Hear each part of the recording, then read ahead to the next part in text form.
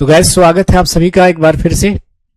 तो पिछले क्लासेस में जैसा कि आप जानते हैं कि हम लोगों ने एसिड बेसिस एंड सॉल्ट शुरू किए हैं और हम लोगों ने पिछले क्लास में बेस के बारे में बात की है और उसी सिलसिले को हम लोग आगे बढ़ाएंगे। तो एक बार सभी लोग आप लोग लाइव आकर बताएं कि सब कुछ क्लियर है। तो आज के सेशन का हम आगाज करेंगे। वंदना चौहान, रिया कुमारी, दीप्ति सिंह, अनुराधा श्रीवास्तव, वेद प्रकाश, पल्लवी भारती, सभी का स्वागत है। एक बार कंफर्म करें कि सब कुछ क्लियर है तो हम आज के सेशन को पॉजिटिव नोट पे शुरू करने वाले हैं। So tell me, is everything okay? Am I audible and visible to all of you guys? सब कुछ क्लियर है तो आज के सेशन को हम लोग शुरू करते हैं। पिछले क्लास में हम लोगों ने बेस और एल्कली के बारे में बात की थी कि भाई वो बेसेस जो वाटर में डिसॉल्व होते हैं, वह भस्म जो पानी में घुल जाते हैं, उन्हें हम मतलब क्षार के नाम से जानते हैं। नाउ अब हम लोग देखने जा रहे हैं, श्रेया तिवारी हमारे साथ हैं। तो इस उम्मीद के साथ कि मैं आप तक पहुंच रहा हूं, हमारी आवाज और तस्वीर आप तक पहुंच रही है, आज के सेशन का करते हैं आगाज, मतलब के शुभारंभ। तो हम लोग बेसिस की बात करने वाले थे, है ना, कि बेस कितने प्रकार के होते हैं, है ना, बेस कितने प्रकार के होते हैं। तो स्टार्ट करते हैं हम लोग बेसिस के टाइप्स। ठीक है, किसके बारे में बात कर रहे हैं? बेसिस के टाइप्स, टाइप्स ऑफ बेसिस। ठीक है, टाइप्स ऑफ बेसिस। तो बेस के प्रकार हम लोग देखने जा रहे हैं। पीएच स्केल वगैरह हम लोगों ने ऑलरेडी पढ़ रखा है। ठीक है, तो टाइप्स ऑफ बेसिस हम लोग देखते हैं। तो पिछले क्लास में हमने कहा था कि बेस जो होते हैं वो स्वाद में कड़वे होते हैं, लाल लिटमस को नीले कर देते हैं, जलीय घोलों से विद्युत धारा प्रवाहित होती है, जल में घुलने पर OH माइनस प्रोड्यूस करते हैं। अब आ जाइए टाइप्स ऑफ बेसिस, क्षार के प्रकार। तो बेसिस दो तरह के होते हैं, या एल्कली दो तरह के होते हैं। एक होगा स्ट्रॉन्ग वीक बेस, दुर्बल क्षार, दुर्बल क्षार, और दूसरा होगा हमारा स्ट्रॉन्ग बेस, स्ट्रॉन्ग बेस, प्रबल क्षार। क्या होगा? प्रबल क्षार होगा। ठीक है जी। कौसर अंसारी, शुक्रिया आपका, शर्ट खूबसूरत लग रही है, अच्छी बात है ना। जब फिजिक्स की क्लास बिल्कुल इसके बाद होगी, एक पहले टॉपिक हम लोग बखूबी पढ़ लेंगे, उसके बाद दूसरी शुरू होगी। ठीक है। कह रहे हैं कि वेद कह रहे हैं कि सर केमिस्ट्री के किस टॉपिक से सबसे ज्यादा, देखिएगा भरमार है इस टॉपिक से, इसीलिए तो सबसे पहले इसको शुरू किया है ना। और उसके बाद फिर दूसरा टॉपिक जो हम स्टार्ट करेंगे, समझ लीजिए उससे फिर ज्यादा क्वेश्चन होंगे। तो बेस का मतलब क्या होता है कि वो पदार्थ जिसको वाटर में डिसॉल्व करने पर क्या दे? OH माइनस दे। OH माइनस मतलब क्या? हाइड्रोक्साइड आयन दे, है ना, हाइड्रोक्साइड आयन दे। तो वह पदार्थ जिसको पानी में घोलने पर, जल में घोलने पर हाइड्रोक्साइड आयन प्रदान करे, उसे हम बेस कहते हैं। तो देखिए, वह बेस जिसको वाटर में डिसॉल्व करने पर पार्शियली डिसोसिएट होकर बहुत कम मात्रा में OH माइनस दे, बहुत कम मात्रा में OH माइनस दे, उसको हम क्या बोलेंगे? Weak base. लेकिन वह बेस जिसको वाटर में डिसॉल्व करने पर फुल्ली डिसोसिएट होकर, पूर्ण रूप से अपघटित होकर काफी अधिक मात्रा में OH माइनस दे, उसको हम स्ट्रॉन्ग बेस कहेंगे। वीक बेस में आपका उदाहरण हो गया क्या? कैल्शियम हाइड्रोक्साइड, मैग्नीशियम हाइड्रोक्साइड, उसके बाद अमोनियम हाइड्रोक्साइड NH4OH, और स्ट्रॉन्ग बेस में आपका उदाहरण हो गया आपका सोडियम हाइड्रोक्साइड, पोटेशियम हाइड्रोक्साइड। तो ये तीनों जो मैंने लिखे हैं ये वीक बेसिस के उदाहरण हैं, और ये सोडियम हाइड्रोक्साइड और पोटेशियम हाइड्रोक्साइड स्ट्रॉन्ग बेस के उदाहरण हैं। तो NaOH का मतलब क्या हुआ? NaOH का मतलब हुआ सोडियम हाइड्रोक्साइड। क्या नाम है इसका? हिंदी में भी ऐसे लिख देंगे, सोडियम हाइड्रोक्साइड। उसी प्रकार ये क्या है? पोटेशियम हाइड्रोक्साइड है। What is this? This is potassium hydroxide, potassium hydroxide. तो वह क्षार जिसको जल में घोलने पर काफी अधिक मात्रा में OH माइनस दे, स्ट्रॉन्ग जो काफी कम मात्रा में दे, वीक। वीक में calcium hydroxide, magnesium hydroxide and what is this? This is ammonium hydroxide. इसे क्या पढ़ेंगे? Ammonium hydroxide. अमोनियम हाइड्रोक्साइड, ठीक है, अमोनियम हाइड्रोक्साइड।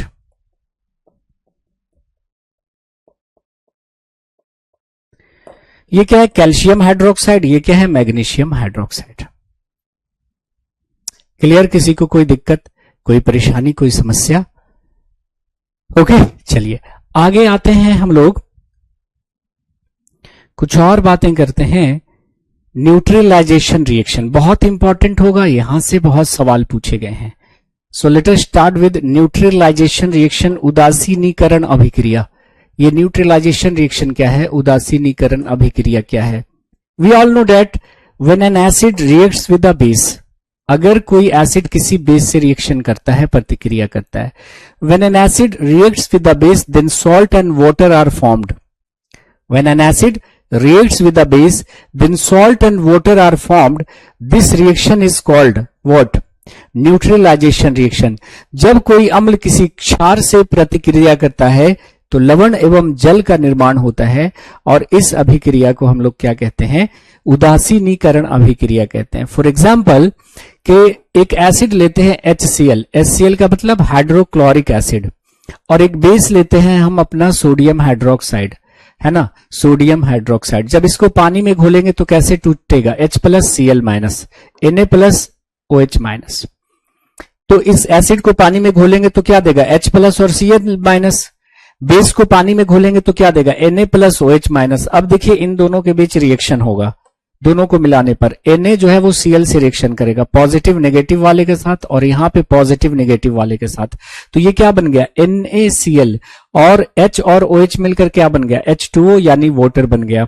ये हो गया आपका सोडियम क्लोराइड। NaCl को हम क्या लिखते हैं? Sodium chloride. ये क्या बन गया? एक सॉल्ट बन गया, है ना, सोडियम क्लोराइड। और यही सोडियम क्लोराइड आपका क्या है? कॉमन सॉल्ट है, या जिसे हम टेबल सॉल्ट कहते हैं, साधारण नमक, जिसे हम लोग खाने में इस्तेमाल करते हैं। और ये क्या बन गया? पानी बन गया, वाटर बन गया।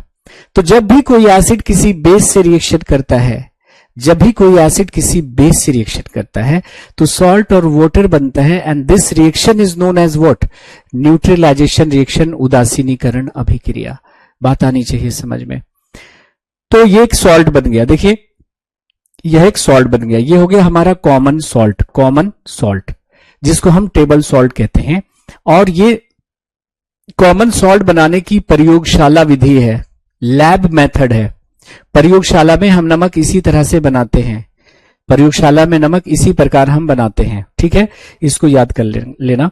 तो अगर क्वेश्चन आपसे ये पूछ दिया जाए कि प्रयोगशाला में जो साधारण नमक बनाते हैं वो कैसे बनाते हैं? जब स्ट्रॉन्ग एसिड रिएक्शन करता है किससे? स्ट्रॉन्ग बेस से, है ना। एक प्रबल अम्ल जब प्रतिक्रिया करता है एक प्रबल क्षार से, है ना, एक स्ट्रॉन्ग एसिड रिएक्शन करता है स्ट्रॉन्ग बेस से, तब बनता है कॉमन सॉल्ट। लेकिन कॉमन सॉल्ट को यानी साधारण नमक को इस मेथड से आप बनाकर बाजार में बेचेंगे तो ये काफी महंगा होगा, काफी महंगा होगा।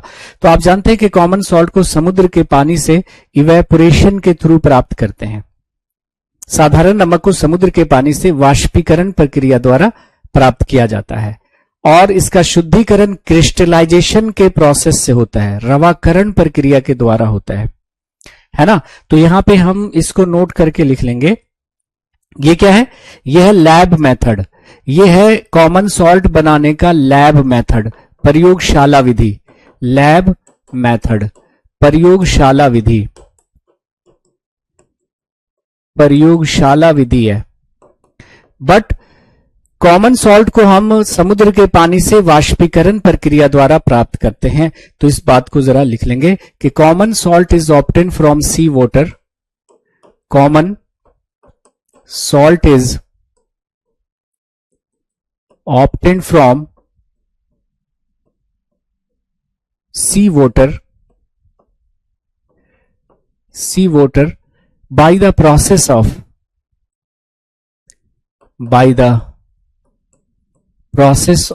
evaporation. साधारण नमक को समुद्र के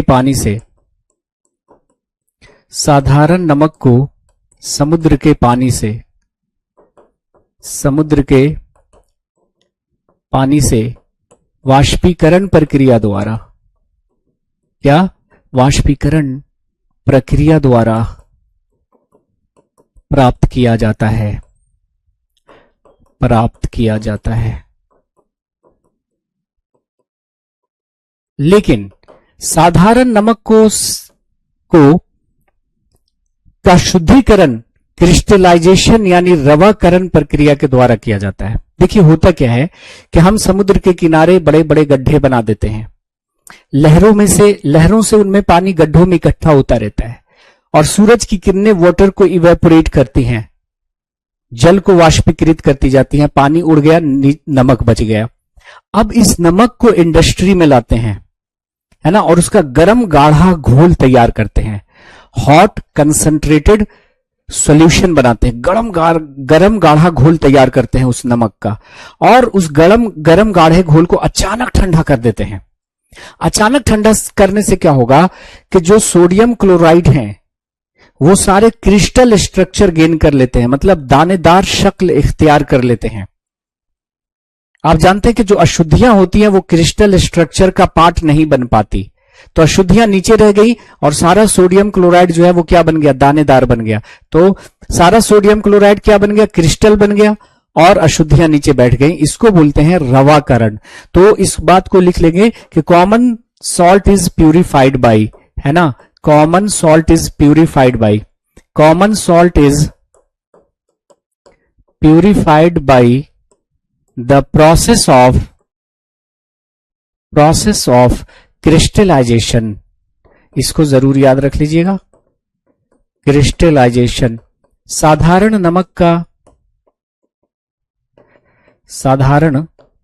नमक का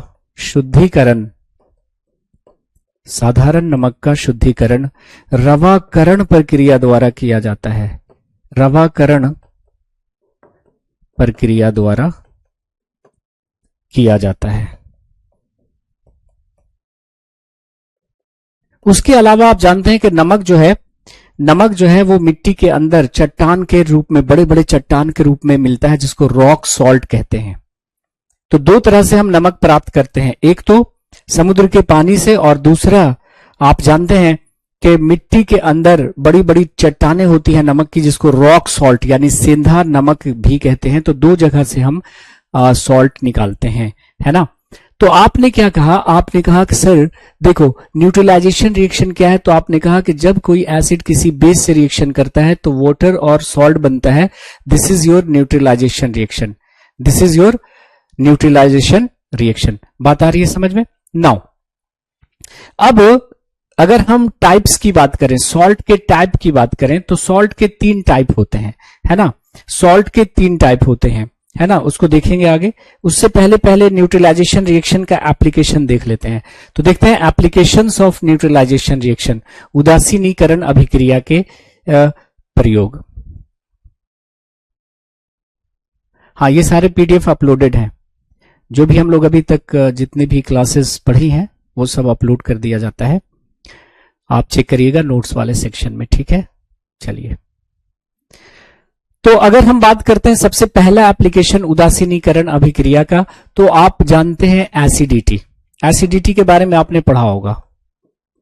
एसिडिटी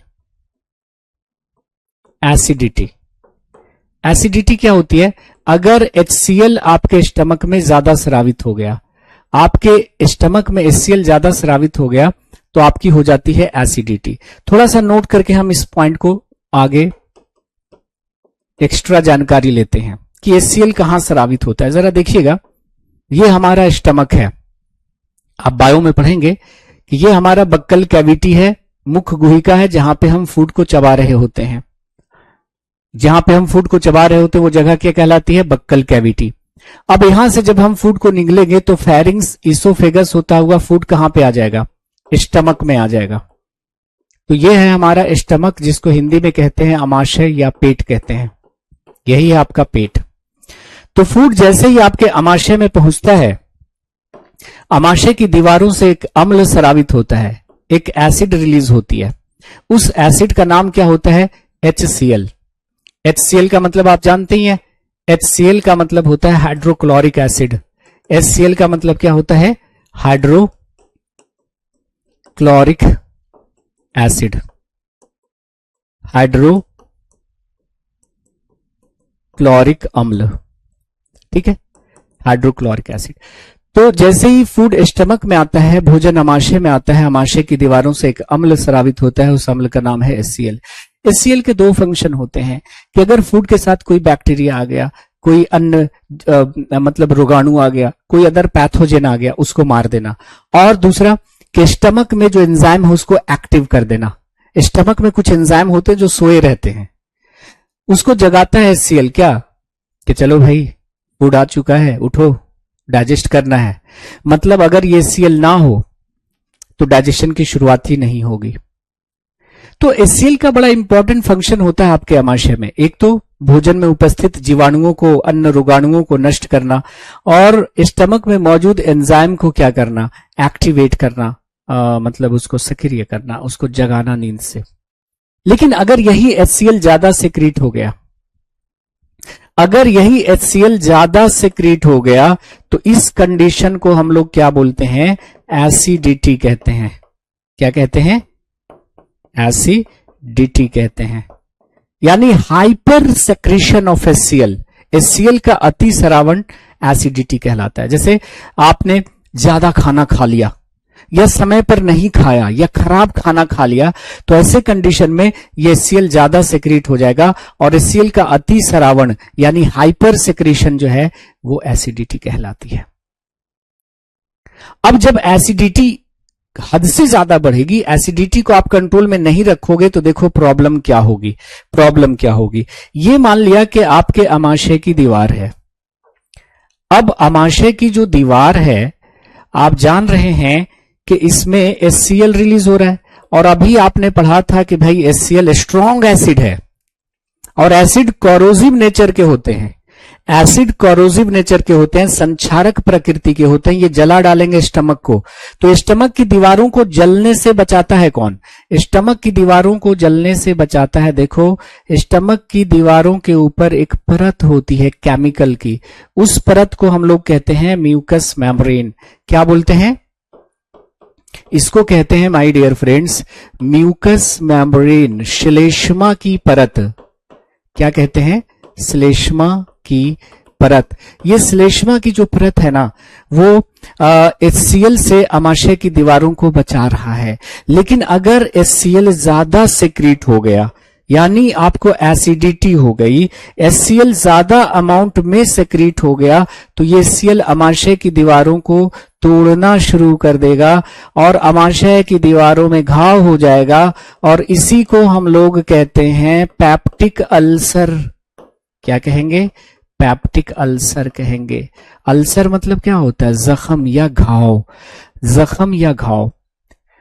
तो अगर आपको एसिडिटी हो गई है, तो उसको कंट्रोल में रखने के लिए हम जो दवा यूज करते हैं, उन दवाओं को कहते हैं एंटासिड।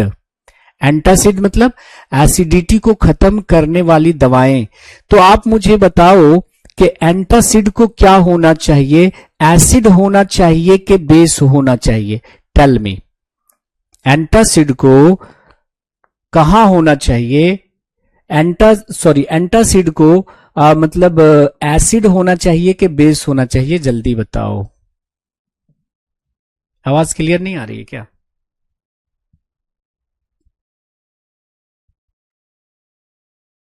हाँ, मैं चेक कर लूंगा। अपलोड अगर नहीं हुआ तो हम करवाते हैं शिवानी, ठीक है? एक बार मैं चेक करता हूं आज।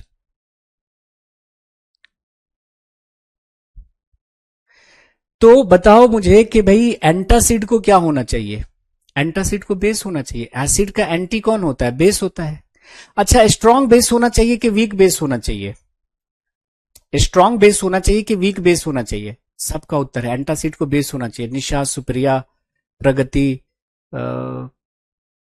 प्रिया दर्शनी, फहद अली, पूजा शर्मा, रूबी राठौर, प्रगति, सबने बोला। अब देखो क्या होना चाहिए। सांसों की आवाज आ रही है, और थोड़ा दूर कर लेते हैं, कोई बात नहीं है, अब नहीं आएगी।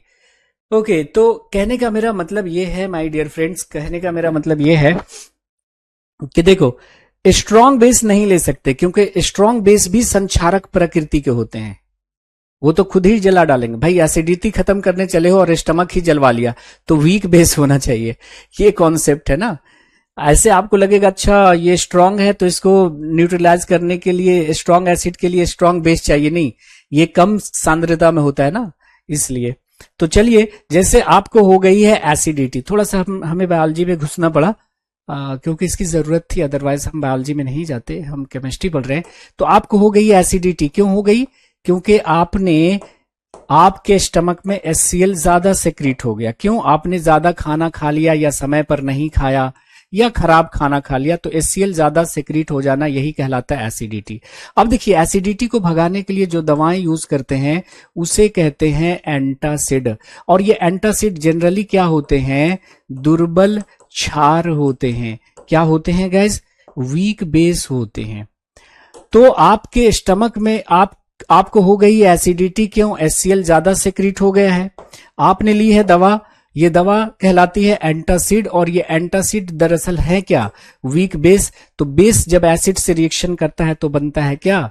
सॉल्ट और वाटर। और सॉल्ट और वाटर तो आपको नुकसान पहुंचाता नहीं, सो मिल जाता है क्या? आराम। क्या मिल जाता है? आराम। क्या मिल जाता? आराम मिल जाता।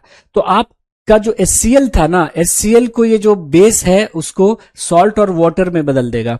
तो HCl की वजह से एसिडिटी हो रही थी, आपने दवा लिया है एंटासिड। एंटासिड क्या थे? वीक बेस थे। और ये जो एंटासिड है दरअसल वो वीक बेस थे, जो एसिड से रिएक्शन करके उसे सॉल्ट और वाटर में बदल देंगे और आपको मिल जाएगा आराम। जैसे बहुत ही कॉमन एंटासिड है, उसका नाम है मिल्क ऑफ मैग्नीशिया। क्या नाम है guys? Milk of magnesia. Milk of magnesia. ये मिल्क ऑफ मैग्नीशिया जानते हैं क्या होता है? मैग्नीशियम हाइड्रोक्साइड को कहते हैं मिल्क ऑफ मैग्नीशिया, MgOH2। देखिए, बहुत ज्यादा एसिडिटी होने पर डॉक्टर आपको एकदम चूने जैसा गाढ़ा कलर का सिरप लिखते हैं। बहुत ज्यादा एसिडिटी हो जाती है तो एकदम गाढ़ा सिरप चूने जैसा जो होता है वो मैग्नीशियम हाइड्रोक्साइड होता है, जिसको हम मिल्क ऑफ मैग्नीशिया कहते हैं। आपने देखा होगा क्रेमाफिन वगैरह, ये देखिए, ये सिरप है milk of magnesia. Milk of magnesia होता क्या है? मैग्नीशियम हाइड्रोक्साइड को मिल्क ऑफ मैग्नीशिया कहते हैं। क्रेमाफिन नाम का जो सिरप डॉक्टर अक्सर लिखते हैं, ये भी क्या होता है? इसमें मैग्नीशियम हाइड्रोक्साइड होता है। तो मैग्नीशियम हाइड्रोक्साइड को ही मिल्क ऑफ मैग्नीशिया कहते हैं। मैग्नीशियम हाइड्रोक्साइड, मैग्नीशियम हाइड्रोक्साइड को हम मिल्क ऑफ मैग्नीशिया कहते हैं। मैग्नीशियम हाइड्रोक्साइड, मैग्नीशियम हाइड्रोक्साइड को मिल्क ऑफ मैग्नीशिया बोलते हैं, है ना। और जो हम यूज करते हैं, देखा होगा आपने, यूज किया होगा डाइजीन। डाइजीन नाम का एक टैबलेट होता है, सिरप भी आता है और इसके शैशे भी आते हैं। तो डाइजीन में क्या होता है? डाइजीन में होता है आपका मैग्नीशियम हाइड्रोक्साइड प्लस क्या? Aluminium hydroxide. ये एल्युमिनियम हाइड्रोक्साइड और मैग्नीशियम हाइड्रोक्साइड दोनों ही वीक बेस हैं। आप यूज कर लेते हैं baking soda. Baking soda, baking soda, ये बेकिंग सोडा क्या होता है? सोडियम हाइड्रोजन कार्बोनेट या सोडियम बाई कार्बोनेट को बेकिंग सोडा कहते हैं। सोडियम हाइड्रोजन कार्बोनेट या सोडियम बाई कार्बोनेट को बेकिंग सोडा कहते हैं। और यही होता है आपके इनो में, जो शुरू कर देता है काम 6 सेकंड में। तो ये सब कॉमन एंटासिड है, जो एसिड बन गया है ना, उसको सॉल्ट और वाटर में बदल देगा।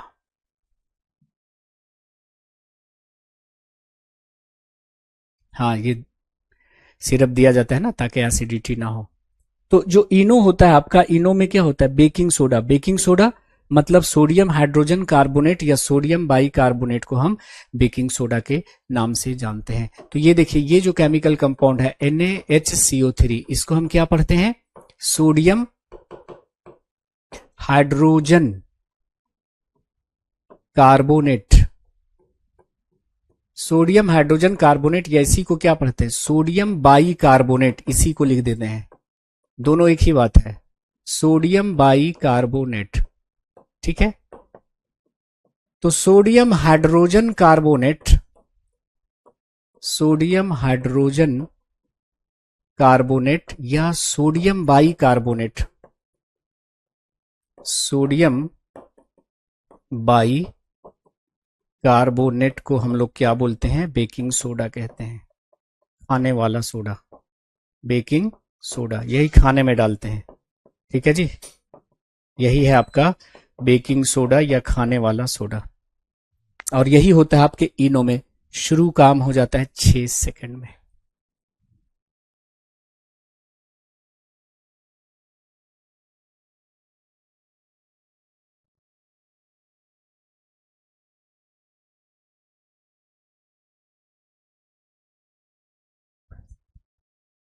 ठीक है, चलिए, तो मिल्क ऑफ मैग्नीशिया, डाइजीन और बेकिंग सोडा ये सब कॉमन एंटासिड हैं, और ये किस प्रिंसिपल पे काम कर रहे हैं, तो न्यूट्रलाइजेशन रिएक्शन पर काम कर रहे हैं, है ना। तो अगर स्ट्रॉन्ग बेस आप लेंगे तो स्ट्रॉन्ग बेस आप जानते हैं कॉरोजिव नेचर के होते हैं, संक्षारक प्रकृति के होते हैं, वो स्टमक को जला ही डालेंगे। तो भाई आप एसिडिटी भगाने चले थे, स्टमक ही जल गया आपका, तो इसीलिए वीक बेस लेते हैं ना। और HCl जो होता है उसका वहां पे pH 1.5 से 3 के बीच में होता है, क्योंकि हम पानी वानी पीते रहते हैं, तो ये क्या होता है, थोड़ा सा डाइल्यूट फॉर्म में रहता है ना, कंसंट्रेटेड फॉर्म में नहीं रहता, तो इसके लिए वीक बेस ही काफी होता है। ठीक है, नाउ दूसरा एप्लीकेशन मैं आपको दिखाने जा रहा हूं। देखिए, अगर आप कोई मीठी चीज खाते हैं और बिना ब्रश किए हुए सो गए, तो मीठी चीज में क्या होती है, शुगर होता है, शर्करा होती है। तो कोई भी मीठी चीज होती है उसमें शुगर होती है, जैसे कि आपने चॉकलेट खाया, क्या खाया, चॉकलेट खाया, या खीर खाकर सो रहे, तो इस मीठी चीज में क्या होगा, शुगर होगा, और आपके मुख में यानी माउथ में कुछ बैक्टीरिया होते हैं, माउथ में कुछ जीवाणु होते हैं, आपके माउथ में कुछ बैक्टीरिया होते हैं, आपके माउथ में कुछ बैक्टीरिया होते हैं जो इस शुगर को बदल देते हैं, किसमें, अम्ल में बदल डालते हैं। तो आपने जैसे चॉकलेट खाया, चॉकलेट में शुगर है, दांतों में फंसा रह गया चॉकलेट, और इस चॉकलेट में जो शुगर है उसको मुंह में उपस्थित कुछ जीवाणु बदल देते हैं अम्ल में, और जब अम्ल बनेगा आपके मुंह में तो pH घटेगा, और pH घटते घटते 5 से कम हो गया, pH कितना हो गया, 5 से कम। तो आपके मुंह का pH अगर 5 से कम हो गया तो ये अम्ल डिस्ट्रॉय करना शुरू कर देता है, क्षतिग्रस्त करना शुरू कर देता है आपके दांतों के एनामेल को। एनामेल आप जानते हैं ना, दांत की जो ऊपरी परत होती है, और ये जो है आपके दांतों के एनामेल को क्षतिग्रस्त करना चालू कर देता है, जिसकी वजह से हो जाती है आपके दांतों में कैविटी। ठीक है, तो फिर से एक बार समझिए, अगर आप कोई मीठी चीज खाते हैं जैसे चॉकलेट, खीर इत्यादि, तो ये जो शुगर है वो आपके दांतों में फंसा रह जाएगा, और ये जो आपके मुंह में कुछ बैक्टीरिया होते हैं जो इस शुगर को अम्ल में बदल देंगे, जिसके कारण मुंह का pH घटने लगेगा। घटते घटते अगर आपके मुंह का pH 5 से कम हो गया तो ये अम्ल क्षतिग्रस्त करना चालू कर देता है, डिस्ट्रॉय करना चालू कर देता है आपके दांतों के एनामेल को, और हो जाती है आपको कैविटी। अगर आपको कैविटी से बचना है तो आपको एक ऐसा पेस्ट इस्तेमाल करना होगा जिसमें कि क्षार है। पहले एक ऐड देता था जिसमें एक लड़की जबरदस्ती घर में घुस जाती थी और पूछती थी, क्या आपके पेस्ट में नमक है? आपके ये नमक हमारे घर में है, तुम्हारे पेस्ट में अगर बेस है तो दो। क्या होना चाहिए? बेस होना चाहिए। तो अगर आप सोने से पहले ब्रश करते हैं कैसा पेस्ट लगाकर, ऐसा पेस्ट जिसमें बेस है, तो ये बेस क्या करेगा कि मुंह में जो अम्ल बना है उसको बदल देगा किसमें? सॉल्ट और वाटर में, लवण और जल में, और फिर नो कैविटी। देखिए ये बिल्कुल खुश है, लेकिन यहां पे देखिए ये बेचारा दांत काफी गमगीन नजर आ रहा है, क्योंकि इसका जो मालिक है वो सोने से पहले ब्रश नहीं करता था। तो देखिए, आपने मीठा खाया हो या ना खाया हो, हम जो भी खाना यूज करते हैं उसमें कुछ ना कुछ शुगर तो होता है, और अगर वो दांतों में फंसा रह गया तो फिर कैविटी हो जाएगी। तो सोने से पहले जरूर ब्रश करें। तो दांत की जो सबसे ऊपरी परत होती है ना, जो सबसे चमकीली परत, उसे एनामेल कहते हैं। एनामेल के नीचे दूसरी परत होती है जिसे डेंटिन कहते हैं। उसके नीचे तीसरी परत होती है जिसे पल्प कहते हैं। क्या कहते हैं? पल्प कहते हैं। ठीक है जी, दुर्गा प्रसाद पटेल साहब, शुक्रिया आपका। हाँ जी, परत होती है Shikha, you are right, absolutely right. तो बच्चों को रात में जैसे चॉकलेट वगैरह आप खिला देते हैं और ऐसे ही सो गया बच्चा, तो आपने देखा होगा बच्चों को अक्सर कैविटी हो जाती है। शिखा कह रही कि सर पीएनजी डलवा देना प्लीज। बिल्कुल बिल्कुल, हम अभी चेक करते हैं क्लास के बाद। ठीक है, चलिए। वो मेरे इख्तियार में नहीं है, पीएनजी वगैरह कोई और डालते हैं ना। अगर मेरे इख्तियार में रहता तो मैं उसी वक्त उसको डाल देता। मैं अभी चेक करवाता हूं इस क्लास के बाद। ठीक है, चलिए अब आ जाते हैं तीसरे एप्लीकेशन पे। आपने पढ़ रखा है कि जो चींटी का डंक होता है, माय डियर फ्रेंड्स ध्यान से सुनिएगा, तीसरा एप्लीकेशन न्यूट्रलाइजेशन रिएक्शन का आपके सामने प्रस्तुत कर रहा हूं। जो चींटी का डंक होता है, चींटी का डंक है ना, एंट स्टिंग, जो चींटी का डंक होता है माय डियर फ्रेंड्स, आप जानते हैं कि चींटी के डंक में कौन सा अम्ल होता है? तो फॉर्मिक अम्ल होता है। कौन सा होता है? फॉर्मिक अम्ल होता है, फॉर्मिक एसिड होती है। तो चींटी के डंकों में फॉर्मिक एसिड होती है। इसलिए अगर कभी आपको चींटी काटती है तो आप देखिएगा कि वहां पर स्वेलिंग आ जाएगी और रेडनेस आ जाएगा, लाल सा हो जाएगा, और थोड़ा सा जलन भी उसमें होता है, क्योंकि वो फॉर्मिक एसिड इंजेक्ट कर देता है। फॉर्मिक एसिड को कभी कभी मीथानोइक एसिड भी लिख सकता है। फॉर्मिक एसिड को और क्या लिखते हैं? Methanoic acid. क्या लिखते हैं? मीथेनोइक अम्ल। फॉर्मूला आपसे नहीं पूछेगा, फॉर्मूला होता है HCOOH, ये फॉर्मूला होता है। तो देखो, अगर किसी को चींटी ने काट लिया और बहुत ज्यादा तकलीफ हो रही है तो वहां पे अप्लाई करना चाहिए कैलेमाइन सॉल्यूशन। तो वहां पे क्या लगाइए? तो जहां पे चींटी ने काटा है वहां पे लगाइए कैलेमाइन घोल, या कैलेमाइन विलियन बोल सकते हैं। अब आप कहिएगा सर ये कैलेमाइन सॉल्यूशन क्या है ना, कैलेमाइन सॉल्यूशन क्या है? तो ये क्या है बताइए? इस केमिकल कंपाउंड को हम क्या कहते हैं? Baking soda. घर में जो खाने वाला सोडा रहता है, बेकिंग सोडा हो गया। और उसको पानी में अगर हम घोल लेते हैं, इस बेकिंग सोडा को पानी में घोल लेते हैं, what is this? This is your baking soda. ये आपका है baking soda. Sodium hydrogen carbonate या सोडियम बाइकार्बोनेट को हम लोग क्या पढ़ते हैं? बेकिंग सोडा कहते हैं। तो बेकिंग सोडा को देखो अगर हम पानी में घोल लेते हैं तो ये घोल कहलाता है कैलेमाइन सॉल्यूशन। और ये इसका नेचर कैसा होगा? बेसिक होगा, क्षारीय होगा। तो ये जो घोल होता है वो क्षारीय प्रकृति का होता है। तो जैसे मान लिया यहाँ पे आपको चींटियों ने काट लिया है तो आपको जलन हो रही है, क्यों? चींटी के डंक में था फॉर्मिक एसिड, ये फॉर्मिक एसिड आपके स्किन में चला गया। तो वहां पे आप कैलेमाइन घोल ऐसे लेकर रब करेंगे। यहां पर क्या करेंगे? बेकिंग सोडा का पानी में घोल ले लो और ऐसे यहां पे आप रब करोगे तो क्या होगा कि नीचे एसिड है त्वचा में और आप ये बेस रगड़ रहे हो यहाँ पे, है ना। सोडियम हाइड्रोजन कार्बोनेट का पानी में घोल किस नेचर का होता है? बेसिक नेचर का। तो ये जो बेस है एसिड से रिएक्शन करके उसे बदल देगा किसमें? सॉल्ट में और वाटर में। किसमें बदल देगा? सॉल्ट और वाटर में, मतलब लवण में और किसमें? जल में। और इसकी वजह से आपको मिल जाएगा क्या? आराम, रिलीफ मिल जाएगा। तो ये तीसरा एप्लीकेशन है आपका। आयरन घिस लेते हैं।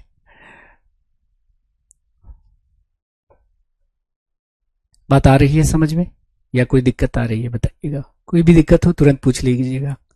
रूबी राठौर, बिल्कुल। शिखा, कौसर अंसारी, जितने लोग भी लाइव हैं। नाउ फोर्थ एप्लीकेशन की तरफ हम लोग चलते हैं, न्यूट्रलाइजेशन रिएक्शन का फोर्थ एप्लीकेशन। देखिए, अगर आप बहुत अत्यधिक रासायनिक उर्वरक का इस्तेमाल कर रहे हैं, अत्यधिक रासायनिक उर्वरक इस्तेमाल कर रहे हैं खेतों में, है ना, तो ये जो रासायनिक उर्वरक होते हैं, रासायनिक उर्वरक मतलब जो केमिकल फर्टिलाइजर्स हैं, केमिकल फर्टिलाइजर जो होते हैं वो आपके मिट्टी को, मृदा को, है ना, मिट्टी को क्या बना देते हैं? अम्लीय बना देते हैं। तो अत्यधिक रासायनिक उर्वरक का जो इस्तेमाल है आपकी मिट्टी को कैसा बना सकता है? मिट्टी को बना सकता है एसिडिक, और इस मिट्टी एसिडिक होने की वजह से आपकी जमीन हो सकती है बंजर, इनफर्टाइल हो जाएगी, जमीन हो जाएगी बंजर। तो अगर आप खेतों में अत्यधिक रासायनिक उर्वरक डालते हैं तो आपका ये जो सॉइल है वो एसिडिक हो जाएगा और जमीन हो जाएगी बंजर। अगर आप इस बंजर जमीन को फिर से उपजाऊ बनाना चाहते हैं तो उसमें आपको मिलाना होगा लाइम। देखिए ये कैल्शियम ऑक्साइड है, ध्यान से सुनिएगा।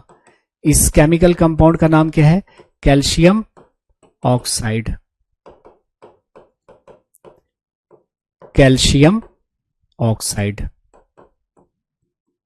और इस कैल्शियम ऑक्साइड को हम लोग क्या बोलते हैं? Quick lime. क्या बोलते हैं? क्विक लाइम, चूना। ध्यान से सुनिएगा, जो मार्केट से आप चूना खरीद के लाते हैं ना, ये ही है कैल्शियम ऑक्साइड। देखिए ये है चूना। अब इस कैल्शियम ऑक्साइड को अगर आप पानी में डालोगे, कैल्शियम ऑक्साइड को आप पानी में डालोगे तो एकदम हिजिंग साउंड देगा, मतलब फुफकारती हुई आवाज निकलेगी और हीट निकलेगा, और ये बदल जाएगा किसमें? कैल्शियम हाइड्रोक्साइड में। किसमें बदल गया? कैल्शियम हाइड्रोक्साइड में। ठीक है, तो ये था आपका calcium oxide. What is this? This is your calcium oxide. ध्यान से सुनिएगा, नोट करके कहीं पे लिख लीजिएगा, कैल्शियम ऑक्साइड, जिसको हम क्या बोल रहे हैं? क्विक लाइम कह रहे हैं। ध्यान से सुनिए, क्विक लाइम कह रहे हैं, चूना कह रहे हैं, जो मार्केट से खरीद कर लाते हैं। जब हम इसे पानी में डालेंगे तो पानी और चूना के बीच रिएक्शन हो जाएगा और बन जाता है आपका कैल्शियम हाइड्रोक्साइड। ये क्या बन गया? तो आप कहेगा सर ये है हमारा कैल्शियम हाइड्रोक्साइड। क्या बन गया गैस? कैल्शियम हाइड्रोक्साइड बन गया। और इस कैल्शियम हाइड्रोक्साइड को हम लोग कहते हैं सेलेक्ट लाइम। सेलेक्ट लाइम, या इसी को कहते हैं लाइम वाटर, बुझा हुआ चूना। बुझा हुआ चूना या चूना पानी। चूना पानी है ना। तो अगर हम चूने को पानी में डालते हैं तो बन जाता है हमारा एक केमिकल कंपाउंड कैल्शियम हाइड्रोक्साइड, जिसको हम कहते हैं सेलेक्ट लाइम, बुझा हुआ चूना या लाइम वाटर, चूने का पानी। चूने का पानी। ठीक है, अब जमीन बंजर हो चुकी है। जमीन बंजर हो चुकी है क्यों? क्योंकि आपने अत्यधिक रासायनिक उर्वरकों का इस्तेमाल किया है खेतों में, तो जमीन हो गई है एसिडिक, जिसकी वजह से जमीन हो गई है बंजर। अब इस बंजर जमीन में आप जो है वो क्विक लाइम, क्विक लाइम मतलब चूना, या सेलेक्ट लाइम, बुझा हुआ चूना, बुझा हुआ चूना छिड़क देते हो खेत में।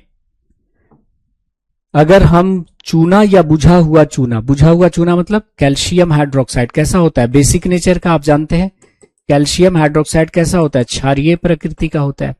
तो अगर आप चूना या बुझा हुआ चूना का मतलब क्या हुआ? कैल्शियम ऑक्साइड, और बुझा हुआ चूना का मतलब क्या हुआ?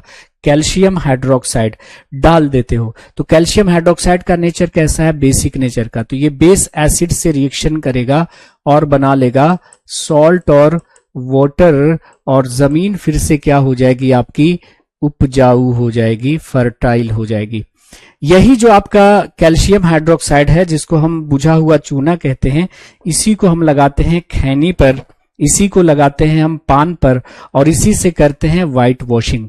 तो घरों की जो रंगाई है, घरों की जो पुताई है, वो किससे करते हैं? कैल्शियम हाइड्रोक्साइड से। चूने पर जो लगाते, खैनी पे जो लगाते हैं, जो पान पे लगाते हैं, वो क्या होता है? कैल्शियम हाइड्रोक्साइड ही होता है।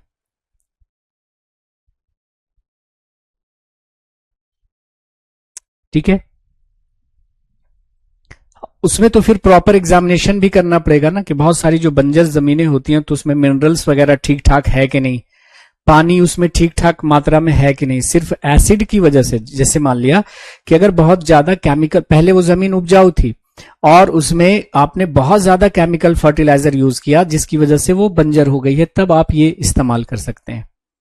लेकिन जो जमीन पहले से बंजर है तो उसमें प्रॉपर सॉइल का एग्जामिनेशन करना पड़ेगा, है ना, कि भाई और इसमें क्या क्या चीजें होनी चाहिए।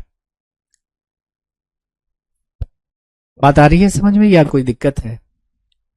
हाँ, मधुमक्खी काटेगी तो भी लगा सकते हैं। नहीं, हार्मफुल नहीं है ये, कोई दिक्कत नहीं होगी इससे। मतलब एसिडिटी बस सॉइल की खत्म हो जाएगी, उसमें क्या है। तो ये कुछ इंपॉर्टेंट एप्लीकेशन थे, किसके एप्लीकेशन थे? न्यूट्रलाइजेशन रिएक्शन, मतलब उदासीनीकरण अभिक्रिया के। अब हम देखने जा रहे हैं केमिकल प्रॉपर्टीज ऑफ एसिड्स, अम्ल के रासायनिक गुण। अम्ल के रासायनिक गुण हम लोग देखने जा रहे हैं। केमिकल प्रॉपर्टीज ऑफ एसिड, आपने पढ़ा होगा 7th क्लास में कि अगर कोई अम्ल किसी धातु से प्रतिक्रिया करता है, अगर कोई अम्ल किसी धातु से प्रतिक्रिया करता है तो लवण बनता है, सॉल्ट बनता है, और निकल जाती है कौन सी गैस? Hydrogen gas. तो ये क्वेश्चन देखो अक्सर आपके एग्जाम में पूछा जाता है, ये एग्जाम में पूछा जाता है कि अगर कोई अम्ल किसी धातु से अभिक्रिया करता है तो कौन सी गैस निकलती है? तो हाइड्रोजन गैस निकलती है, और क्या बनता है? तो सॉल्ट बनता है। जैसे फॉर एग्जाम्पल यहां पे हमने क्या लिया है? एक टेस्ट ट्यूब लिया है, ध्यान से सुनिएगा। यहां पे हमने एक टेस्ट ट्यूब लिया है, एक परखनली ली है, और इसमें हमने जिंक डाला है। जिंक लैब में आप देखिएगा, जिंक जो है वो छोटे छोटे टुकड़ों में या ग्रेन्यूल्स के फॉर्म में है, मतलब दानों के रूप में जिंक के छोटे छोटे टुकड़े आपको मिलेंगे। तो ये हमने डाल दिया है क्या? तो आप कहेंगे सर जिंक डाला है। ये है आपका जिंक, और इस जिंक पर आप एसिड डालो, कौन सा? कोई भी एसिड डाल दो। हमने डाल दिया है H2SO4। क्या डाल दिया है? H2SO4, सल्फ्यूरिक अम्ल।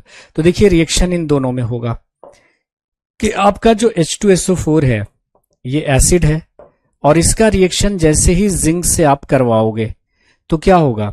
बन जाएगा ZnSO4। ये जिंक SO4 के साथ रिएक्शन करेगा, बन गया जिंक सल्फेट, और निकलेगी कौन सी गैस? Hydrogen gas.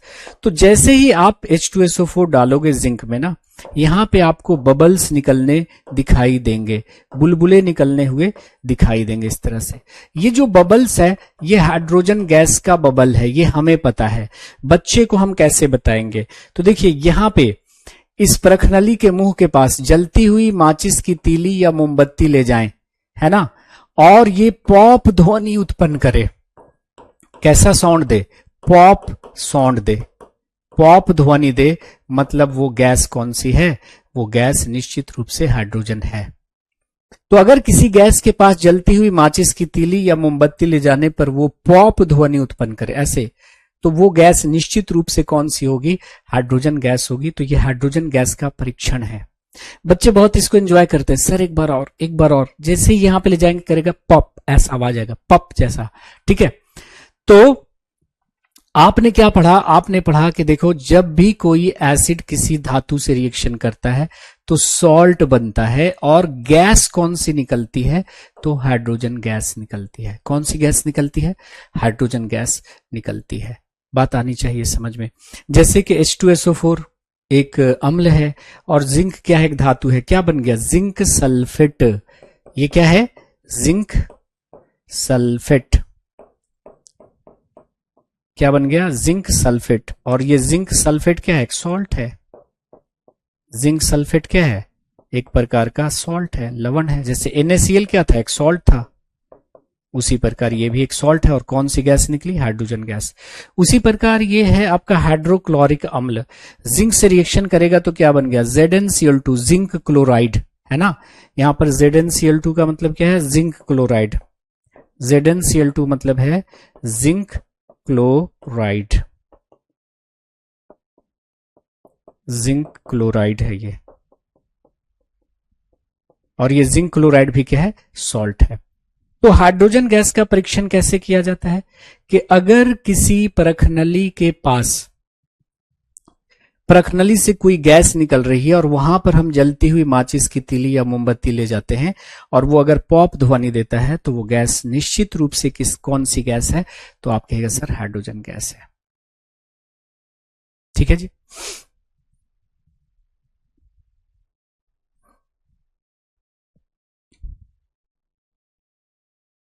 ठीक है, केमिकल प्रॉपर्टीज। क्या पूछ रहे हैं दुर्गा?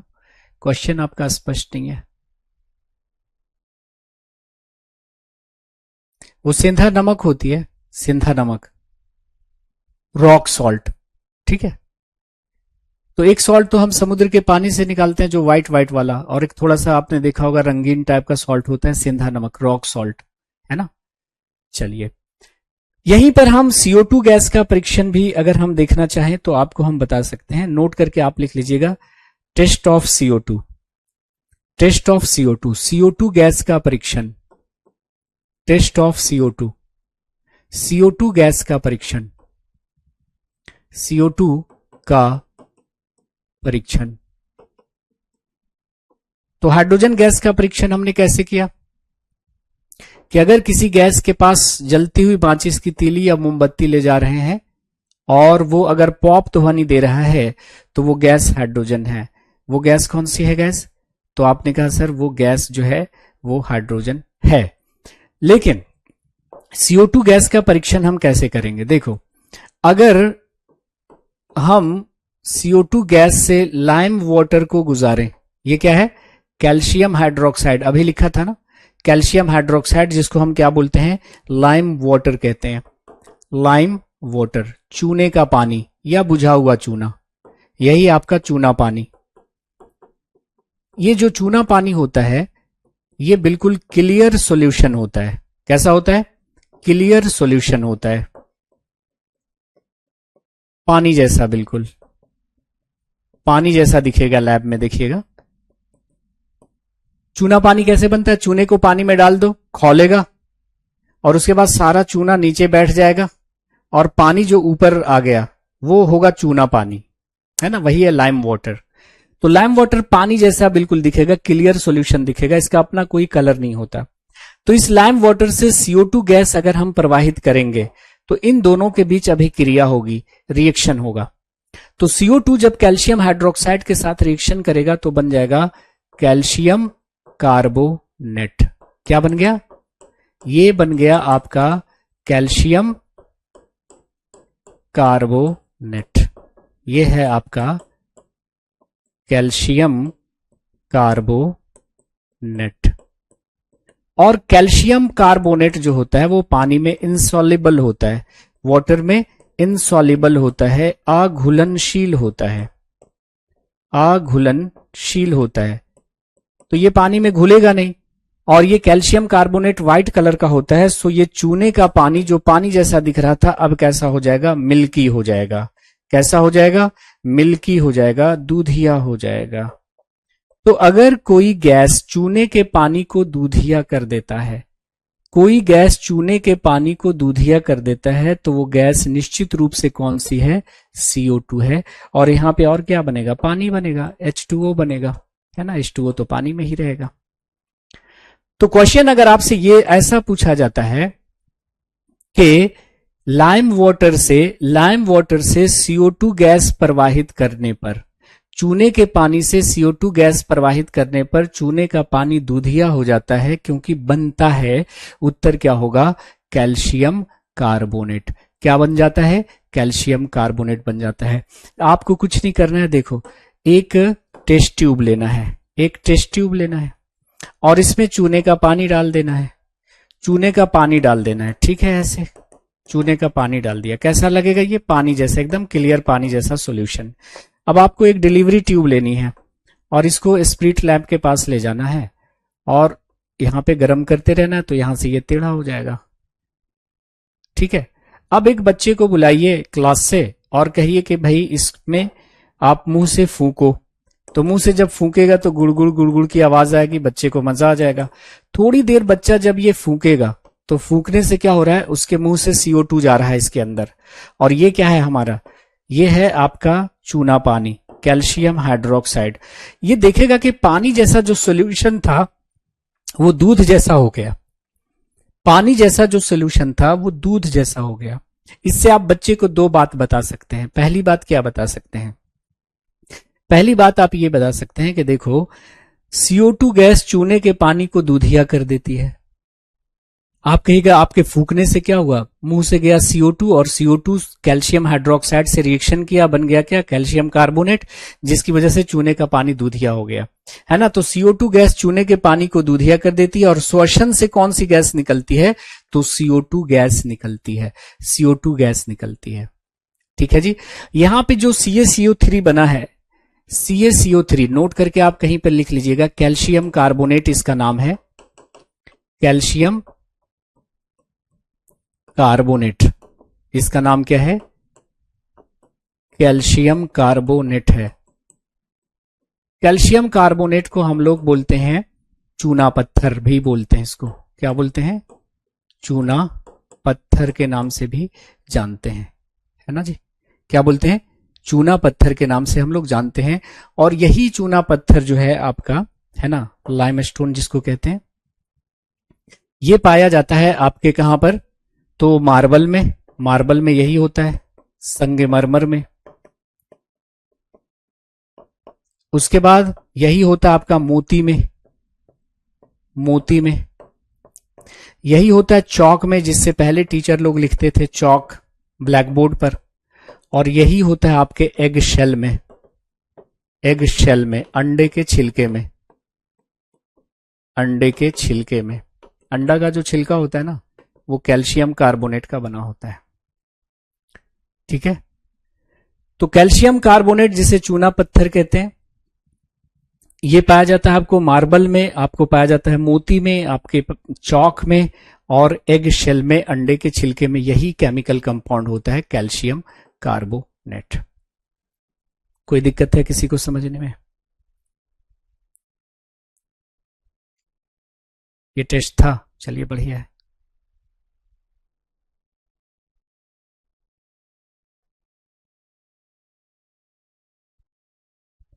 क्लियर? चलिए, तो ये हो गया हमारा CO2 गैस का परीक्षण, CO2 गैस का परीक्षण। तो अभी अभी हमने कहा कि अगर कोई अम्ल किसी धातु से प्रतिक्रिया करता है तो क्या बनता है, सॉल्ट बनता है और निकलती है हाइड्रोजन गैस। हाइड्रोजन गैस का परीक्षण कैसे किया जाता है, तो ये हमने देख लिया। साथ ही साथ यहां पे हमने CO2 गैस का भी परीक्षण देख लिया, है ना। चलिए, अगर कोई अम्ल धातु के कार्बोनेट या बाई कार्बोनेट से प्रतिक्रिया करता है, ध्यान से सुनिएगा, कोई अम्ल या तो मेटल के कार्बोनेट से या मेटल के बाई कार्बोनेट से या हाइड्रोजन कार्बोनेट से रिएक्शन करता है। मेटल हाइड्रोजन कार्बोनेट या मेटल बाई कार्बोनेट एक ही बात है। Metal hydrogen carbonate, metal hydrogen carbonate, या इसी को बोलते हैं मेटल बाई कार्बोनेट, एक ही बात है, मेटल बाई कार्बोनेट। तो धातु हाइड्रोजन कार्बोनेट कह लो, धातु हाइड्रोजन कार्बोनेट कह लो, या धातु बाई कार्बोनेट कह लो, एक ही बात है। तो कभी हाइड्रोजन कार्बोनेट, कभी बाई कार्बोनेट, ऐसा लिखा रहता है। तो आप बात को समझो, अगर कोई अम्ल धातु के कार्बोनेट से या धातु के हाइड्रोजन कार्बोनेट या बाई कार्बोनेट से रिएक्शन करेगा तो प्रोडक्ट दोनों में सेम ही होगा, अलग से पढ़ने की जरूरत नहीं है। क्या क्या बनेगा वो जरा देखिए। कार्बोनेट कहने का मतलब ये वाला पार्ट, ये कहलाता है, CO3 को हम कार्बोनेट कहते हैं। कार्बोनेट का मतलब क्या होता है, CO3, इसको बोलते हैं कार्बोनेट, इसको बोलते हैं हाइड्रोक्साइड, OH- को बोलते हैं हाइड्रोक्साइड, O लगा हुआ है तो ऑक्साइड हो जाएगा, है ना। तो ये हो गया कार्बोनेट। तो मेटल का कार्बोनेट या मेटल के हाइड्रोजन कार्बोनेट HCO3 को क्या कहते हैं, CO3 को हम लोग क्या बोलते हैं, कार्बोनेट, और HCO3 को क्या बोलते हैं, बाई कार्बोनेट या हाइड्रोजन कार्बोनेट। तो देखिए कि कोई अम्ल अगर मेटल के कार्बोनेट से या मेटल हाइड्रोजन कार्बोनेट से रिएक्शन करेगा तो प्रोडक्ट में कोई अंतर नहीं आएगा। क्या क्या बनेगा, सॉल्ट, और देखो CO2 गैस तो निकलेगी ही, और क्या बनेगा, पानी।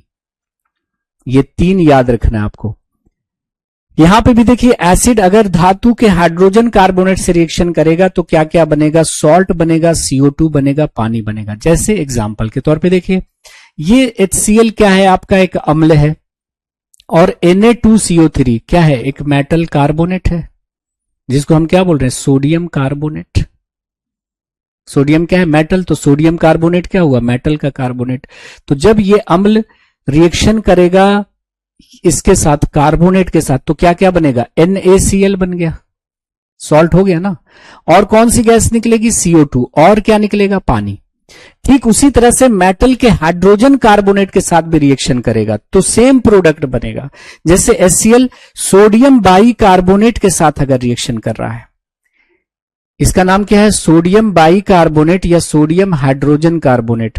तो चाहे सोडियम कार्बोनेट के साथ रिएक्शन करे या सोडियम बाई कार्बोनेट के साथ रिएक्शन करे, प्रोडक्ट पे फर्क नहीं पड़ेगा, यहां पे भी सॉल्ट बन रहा है, CO2 बन रहा है और वाटर बन रहा है। तो यहां पर एक बात आपको दिमाग में सेट कर लेना है कि अगर कोई एसिड मेटल के कार्बोनेट या मेटल के बाई कार्बोनेट के साथ रिएक्शन करेगा तो कौन सी गैस निकलेगी, CO2 गैस निकलेगी, सॉल्ट बनेगा, पानी बनेगा, है ना।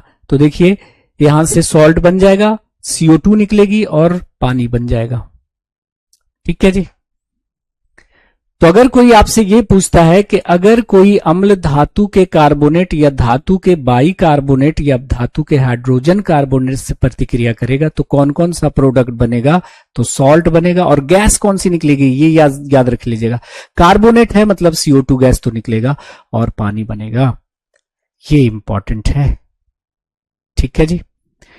तो आज यहीं तक रहने देते हैं, समय समाप्ति की हो चुकी है घोषणा। नेक्स्ट क्लास में हमारा एसिड, बेसिस एंड सॉल्ट हो जाएगा फिनिश, और उसके बाद हम चलेंगे अपने एक और इंपॉर्टेंट टॉपिक की तरफ जिसका नाम होगा हमारा कोल एंड पेट्रोलियम। ठीक है, फिर पढ़ेंगे कंबशन एंड फ्लेम पढ़ लेते हैं पहले, उसके बाद कोल एंड पेट्रोलियम, फिर पॉलीमर, प्लास्टिक, ये सारे चीजें हमें पढ़नी पड़ेंगी। तो आज के सेशन में अगर किसी का कोई डाउट है तो वो पूछ सकते हैं, कोई दिक्कत, कोई परेशानी, कोई समस्या, या बिल्कुल क्लियर चल रही है चीजें।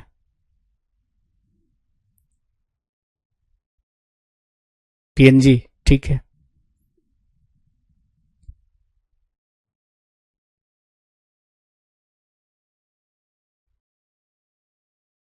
बताइए, शिखा, रजत, फहद, राम कुमार, जितने लोग भी लाइव हैं।